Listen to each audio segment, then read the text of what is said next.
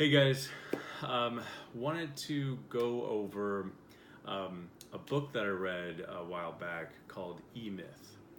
This was written by Michael Gerber, and just wanted to go over sort of my interpretation of it and share the wisdom that it reveals that can be applied to the business world. This is mainly for entrepreneurs, but it can also be if this could this book, again, it's mainly towards entrepreneurs and business managers, but it could also be applied to middle managers. It can help you hopefully identify your role in the big picture, of the big scheme of things.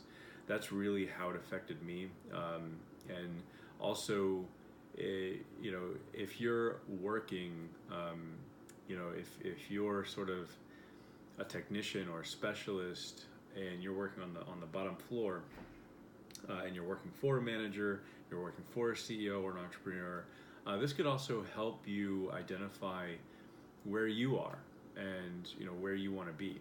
So, E-Myth is about E stands for entrepreneur. It's basically the entrepreneur myth, and what it goes over is what happens, the stages. Somebody has an idea, and they want to bring this idea to reality, and this video is kind of parallel to my other video where it's not all about profit, because there's so many things that entrepreneurs aren't focused on. So this is kind of parallel to that. So what Michael Gerber talks about is, again, the entrepreneur starts off with this idea, and I want to give the example that he's given in his book, and it's basically the woman who is baking pies. So basically what happens is she is baking pies. So she has this recipe, people love her pies, and so she starts a pie store, essentially. And she now becomes an entrepreneur. But the issue that Michael Gerber presents is that she's a specialist. She makes pies. That's her job. So there are three elements of a business that Michael Gerber reveals, and there's the entrepreneur, there's the manager, and there's the specialist.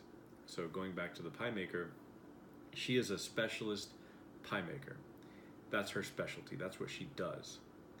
Now that she started a business and she wants to generate income baking pies, now she's an entrepreneur.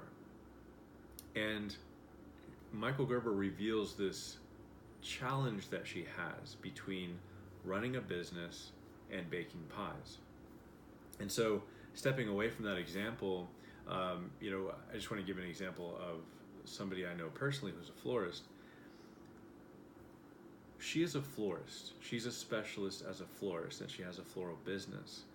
There's going to be a time that florist, who is a specialist, is going to have to become an entrepreneur. And how do you transfer from being a specialist to an entrepreneur? Well, you have to hire a specialist. And on top of that, how do you focus on vision and growth of the business and still maintain the finances and still maintain the workflow and the productivity? Well, you have to hire a manager to handle the finances, to manage everything, to manage the books, and really, communicating what is needed for the health of the business.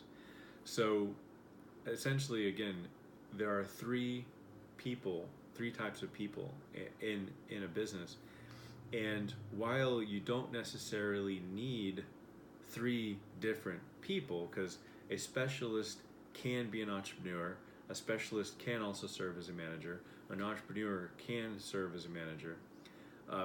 The thing that Michael Gerber is presenting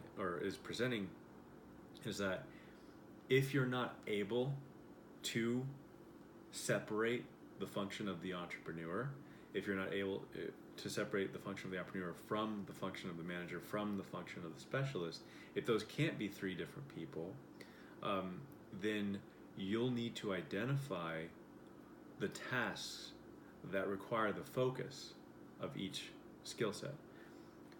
If you're going to do flowers, or if you're going to bake a pie, your focus needs to be on creating that product. Pure and simple. That's where your focus needs to be. You can't focus on baking the pie and focus on the vision and growth of the company. You can't focus on baking the pie or doing the flowers and work on the finances. This requires all your focus. Then, when you're managing the business, that has to be your focus. You can't worry about baking the pies, and you can't worry about the vision and growth of the company. You have to have a razor line focus of being the manager, managing the company. And then again, if you're an entrepreneur, that's when you're sitting down. You're not worried about producing pies or managing the books. You're mainly focused on growing the company, the vision and growth of the company. But what Michael Gerber does reveal is that you should essentially have, like, you yourself should be the entrepreneur.